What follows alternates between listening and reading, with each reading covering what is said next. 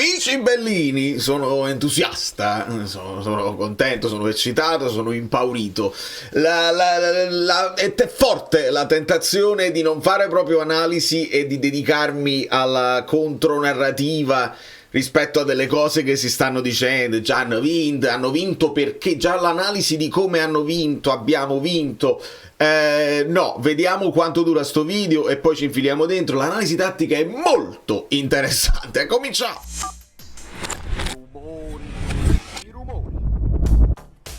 Veramente, c'ho pronto una serie di cose, una serie di cose, non so proprio parlare.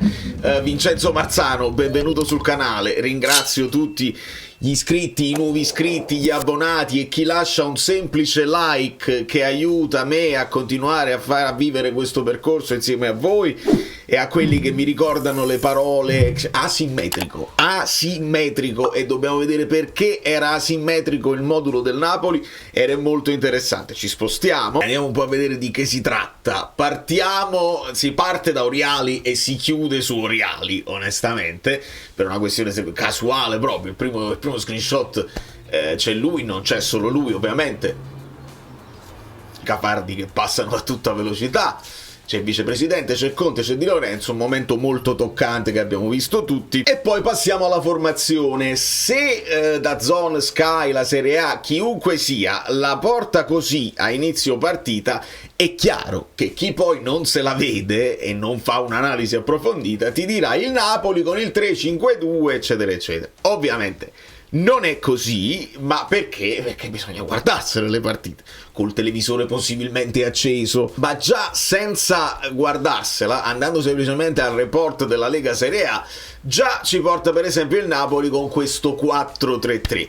Questo 4-3-3 ovviamente nemmeno è proprio verissimo, perché se andiamo a vedere le posizioni medie, già in quelle della Lega Serie A si vede questa difesa praticamente a 4, poi qua c'è Ngonghe, ma sotto Ngonghe c'è Politano che starà nella stessa posizione. Vedete l'intruppo di centrocampo con Anguissa, Lobotka e McTominay un pochino oscurato da Raspadori. Come vedete è quasi simbolico che Raspadori sia sopra a McTominay, e una certa, diciamolo in rosso, proprio una mancanza di manca proprio Kvara, scusatemi, abbiate pazienza, no, manca un giocatore, manca Okafor, manca Neres, manca un giocatore proprio lì, ed è una zona che deve fare praticamente Spinazzola, o si deve inserire McTominay, ma McTominay questa volta non era esterno sinistro e dobbiamo andare a vedere bene. Già da questo sviluppo non so se questo finirà in copertina, perché potrebbe essere sfizioso dire, tra virgolette, che il Napoli è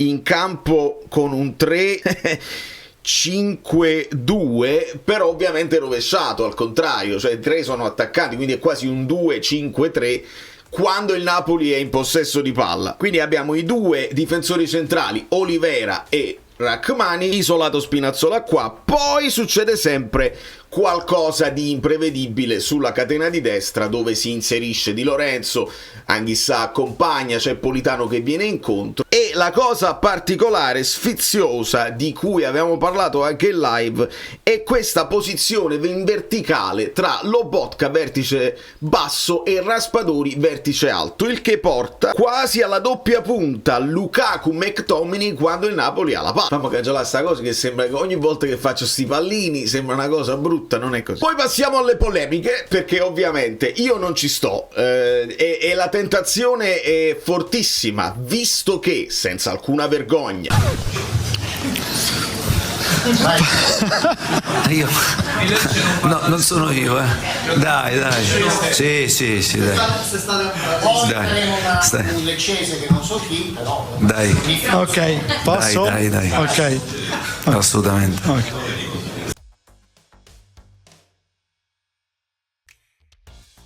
Quando uno poi va sui social ti dicono cose cioè i tifosi dicono l'ha presa col braccio, è evidentissimo il fatto di Spinazzola, no? Poi vai a vedere la trasmissione sul VAR, la signorina che non ricordo il nome, non voglio ricordare il nome, che dice andiamo a vedere il fallo di mano di Spinazzola. Non è così, devi andare a vedere l'episodio che è stato discusso, valutato dal VAR, che è assolutamente regolare, così la devi presentare tu, giornalista. No, andiamo a vedere il fallo di mano di Spinazzola. Non è nessun fallo di mano ed è stato debancato. Nel frattempo mi arrivano in privato tutta una serie di fermi immagini, di rallenti sulla questione offside di Lukaku, e io è forte la sensazione di dire sì, ci hanno fregato, hanno spostato il frame, ci hanno messo troppo tempo, ma io non sono così. Se mi fido e sono convinto di una cosa, cerco di aiutarvi anche a non vedere cose. Non dobbiamo essere come quei tifosi là.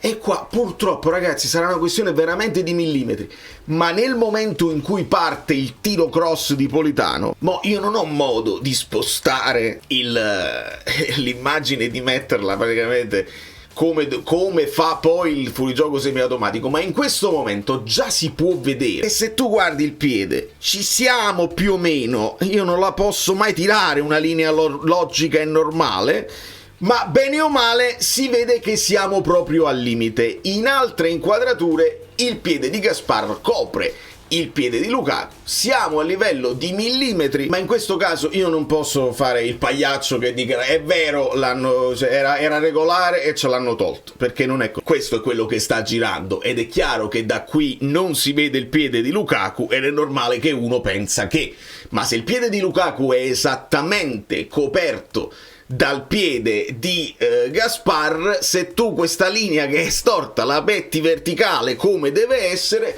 può risultare il piede di Lukaku tranquillamente davanti. Quindi non facciamo i pagliacci e diciamo forte le cose che invece sono vere. Per esempio, non dovete rompere i cosiddetti sulla situazione di Spinazzola e altre cose non viste, altri falli di mano non viste nella partita con l'Inter, col Verona, e tantissime altre schifezze che vediamo in tutti i campi e tutte le giornate. Non questa qua, non una grandissima partita di Lukaku. Intanto il gol per pochi centimetri è stato tolto e quindi vabbè, niente gol di Lukaku. Qua lui lo propizia quello che è il fallo che riceverà Raspadori, perché riceve palla, la solita cosa, in questo caso gli riesce, quello basta che gli riesce una volta, ragazzi, si sblocca la partita. Riesce a tenere alle spalle il suo marcatore, smista per l'inserimento di Raspadori, che poi prenderà fallo al limite dell'area. Il gol è storia, è inutile che ce lo rivediamo. McTominay che si mette davanti, la furbizia, il tiro di Raspadori, dobbiamo vedere le cose che non si vedono. Questa si è vista, però qua mi interessava capire a chi è sfuggito Gaspar, perché sul cross vedete che la marcatura è di Anghissà, gli sfugge e poi andrà in zona Raspadori a saltare in questa zona qui e colpirà la traversa a Meret battuto. Sulla ribattuta ovviamente c'è tutta la questione Spinazzola ampiamente debancata, non c'è bisogno di perdere tempo. Sto tosto, sto agguerritissimo, seguitemi per bene, perché se vi dico non perdiamo tempo a lamentarci del fuorigioco di Lukaku, qua ci dovremmo lamentare alla grande, perché non ho sentito niente, non ho sentito polemiche di nessun tipo. Questo qua, signori miei, lui ha tirato la palla, Gaspar non la vede proprio, gli va dentro alle gambe in ritardo, ma la palla leggera. E che significa? Tu pure a palla lontana, a gioco fermo, se mi entri nelle gambe mi dispiace, ma è fallo. Il fallo avviene in area di rigore, mi dispiace, è calcio di rigore. Il fatto che non se ne parli assolutamente è molto più grave del fuorigioco semiautomatico, dei pochi centimetri, eccetera eccetera. Questa è una cosa grave su cui il tifoso si dovrebbe far sentire e su cui tutti ci dovremmo far sentire, anche le società. Però ovviamente, avendo vinto, tutto a posto, non se ne parla, ma sappiamo quando poi la benzina sta per scadere, sei al limite delle tue forze, quanto sono importanti le situazioni da calcio da fermo per sbloccare le partite difficili e bloccate. Tant'è vero che il Napoli la vince con un calcio di punizione, Ci sono partite che si vincono con un rigore sporco, questo è un rigore sporco, e probabilmente sul 2-0 uno non lo sa sempre che lo segni, magari si sviluppa un secondo tempo con meno apprensioni, meno affanni. Tra l'altro, come vedete, gli rimane proprio piede e caviglia vicino a questo ginocchio che ti arriva proprio in scivolata così, pure pericoloso, che ti puoi girare la caviglia e ti puoi fare male. Molto male, Massa, molto male. Sfortunatissimo Olivera, ne parlavamo, quello era il famoso gol con la Salernitana che poi di eccetera eccetera. Qua il gol lui l'aveva fatto, purtroppo sempre con grandissima onestà, il fallo, cioè la spinta di McTominay su Falcone, e quindi è praticamente a gioco fermo che Olivera impatta di testa e segna, ma non vale, non può valere. Però il secondo tempo è un pochino più di sofferenza, il Lecce si affaccia, crea delle problematiche, soprattutto con Tete Morente che mette molti cross al centro, questo tiro che poi verrà deviato da Lobotka, tiro che si stava andando a indirizzare alla destra di Meret, il tiro viene deviato proprio nella zona di Meret, che non deve fare altro che alzare il braccio per deviarla in calcio d'angolo. Un riflesso ovviamente importante, ovviamente devi stare sul pezzo, meno male che non era già partito in questo caso in tuffo, perché così ha potuto deviare la palla dopo la deviazione senza problemi. Qua pure mi sono un pochino messo un po' di paura, perché su questo è El Gazon che invece di metterla al centro prova direttamente il tiro che finirà leggermente fuori, sfiorando la rete esterna. Insomma, Meret ha controllato, probabilmente era sulla traiettoria, però un po' di paura me la sono messa un po'. Dopodiché questo era un altro momento dove volevo analizzare l'attacco del Napoli, il Napoli in fase di possesso palla. Nel primo tempo vedete sempre la costruzione a due, in questo caso senza anche Lobotka venire tra i due centrali. Lobotka era più avanti, lo farà di più nel secondo tempo a venire tra i due centrali, con Rachmani che diventa quasi braccetto e Olivera che può fare quasi poi il terzino che lui è, ma nel primo tempo molto più offensivi, con questa linea di due, con i due centrocampisti, in questo caso vedete Lobotka e Anghissà, il solito sovraccarico sulla destra, quindi con Di Lorenzo e Politano che li devi andare a prendere. Gallo li ha sofferti molto nel primo tempo, e l'attacco, praticamente un attacco a tre completamente sfalsato, con Raspadori al centro, Lukaku alla sua destra e McTominay alla sua sinistra, e Spinazzola isolato, diciamo alla Neres, diciamo così. E quindi in questo caso addirittura 6 in fase d'attacco, 2-2. Una roba evoluta, una roba pazzesca, una roba che ci divertiamo, eccetera eccetera, ma che forse con questa intensità non può durare per 90 minuti. Allora evidentemente è una scelta consapevole quello di dare il massimo possibile nel primo tempo, cercare di sbloccarla, cercare anche di raddoppiare per indirizzare la partita in un certo modo, e poi nel secondo, se non ce la fai, se ti abbassi, perché si è abbassato il baricentro almeno di 10 metri, devi poi gestire e provare a ripartire. Non siamo stati bravissimi a ripartire, abbiamo avuto un pochino di fretta nel lanciare il pallone in avanti, e queste sono state le problematiche del secondo tempo, non solo in questa partita ma in molte altre partite, purtroppo. Faceva caldo in Salento, beve Conte, ma quanto è bello Oriali, anche coi pixel si vede proprio che è bellissimo, una roba che non si può spiegare. E questa scena qua purtroppo va fatta vedere video e non lo posso fare, e quindi questa probabilmente potrebbe essere un'esclusiva per gli abbonati, e la lancio direttamente sul gruppo Telegram, perché non si può fare. È un momento particolare, Oriali Edoardo, e quindi non posso proprio, in privato, questa va in privato. Io la vedo così, la scrivo così, ma bene o male, lo sapete, i giocatori si muovono, quindi metterla in campo in un certo modo è impossibile. Andiamo a recuperare le pagelle belline degli amici Bellini. Mi faccio dare una mano, vediamo se siamo d'accordo. Ovviamente è molto difficile dare dei voti, perché la partita è importante, la vinci, clean sheet, però il secondo tempo un po' di apprensione, non abbiamo giocato benissimo, dobbiamo fare una media di tutto questo. Gli amici Bellini portano Meret 6+. Io mi sento anche di alzarlo a 6,5, anche perché, ripeto, la parata per me non è difficile quella lì, però fa una bella uscita alta che risolve un cross, e poi un ulteriore clean sheet si deve dare merito in questo caso anche a Meret, quindi alzo a 6,5, Di Lorenzo 6 e sono d'accordo.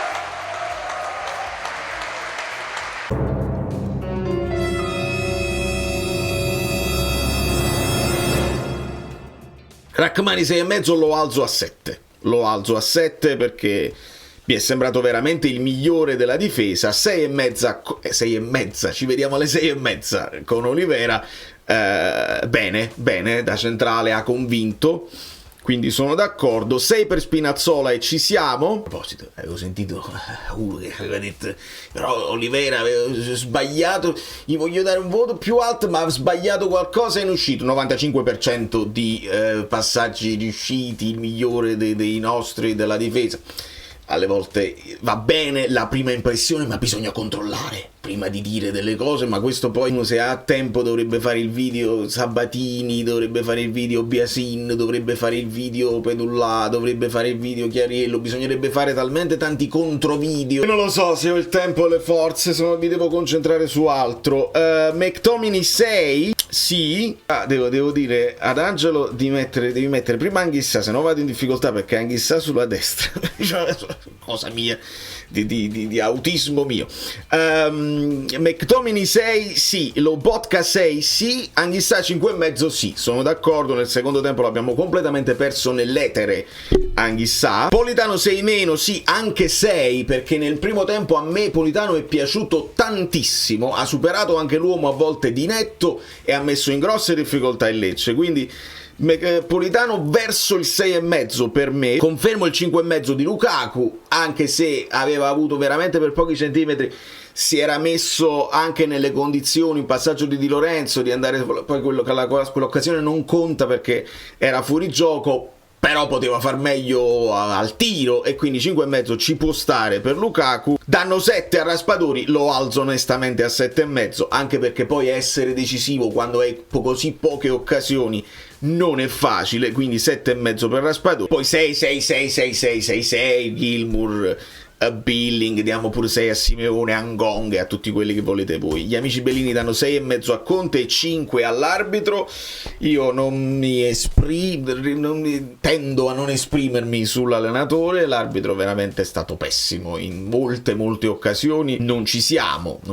Hai pure scontentato tutti che protestano, vuol dire che qualcosa non è andata bene. E la riflessione finale, visto che lasciate il like assolutamente, visto che non posso fare la contronarrativa su degli assunti che sono ancora sospesi, perché se Sabatini per esempio fa un video su il Napoli ha vinto lo scudetto perché l'Inter ha perso lo scudetto, devi aspettare, signore mio, perché non è finita proprio niente, solamente 3 punti.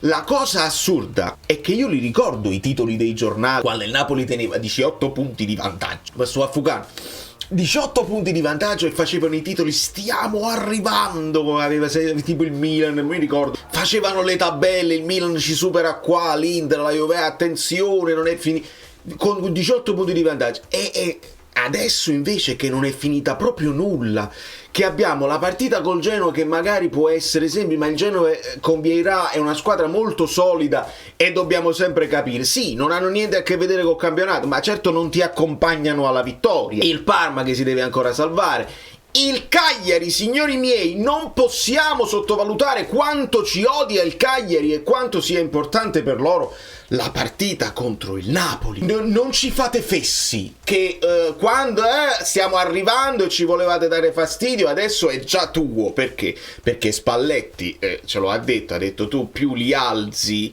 più il tonfo fa rumore quando si cade, ed è quello che stanno sperando, no? Non se lo aspettava nessuno, il Napoli è caduto, una storia incredibile. Non ci fate fessi, non ci riuscite, lo fate col resto dell'Italia sicuramente, e ci sarà sempre questa contraddizione. Se ci dicono abbiamo già vinto, la dovete finire. Se invece non ci considerano, perché non ci considerano?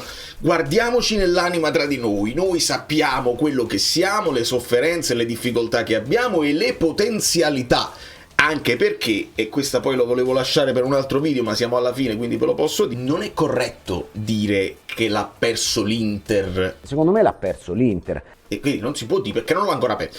Non sarebbe corretto dire che l'avrebbe perso l'Inter, perché poi ha perso la vetta e il Napoli ne ha approfittato. La squadra è in vantaggio, a un certo punto viene sorpassata nelle ultime giornate, l'ha perso quella che è in vantaggio. Il Napoli è stato in vetta più dell'Inter. Il discorso dell'ha perso l'Inter è anche corretto, ma se metti sul piatto quanto prendono di stipendio i giocatori dell'Inter rispetto ai giocatori del Napoli, quanto tu ti sei messo in condizione di fare una squadra per competere per tutte le competizioni, rispetto a un Napoli che doveva semplicemente cacciare la testa fuori dalla sabbia e uscire dall'anonimato di un 10° posto e rientrare in Europa possibilmente almeno con il 4° posto. Quindi non mi fregate, non ci siamo proprio, e noi dobbiamo andare avanti per la nostra strada. Saranno 3 passi, ma sono 3 passi veramente difficili. Il Napoli deve fare con grande concentrazione, il bel gioco onestamente in questo momento me ne frego altamente, e voglio vedere il carattere.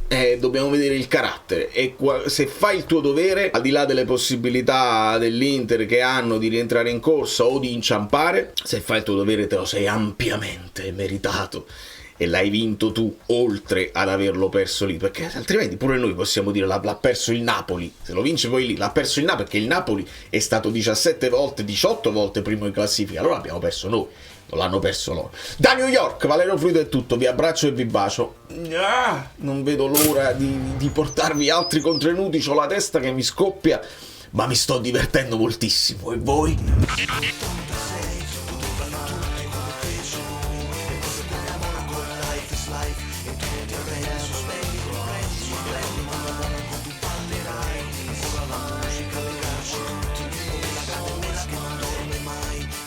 Lasciare di una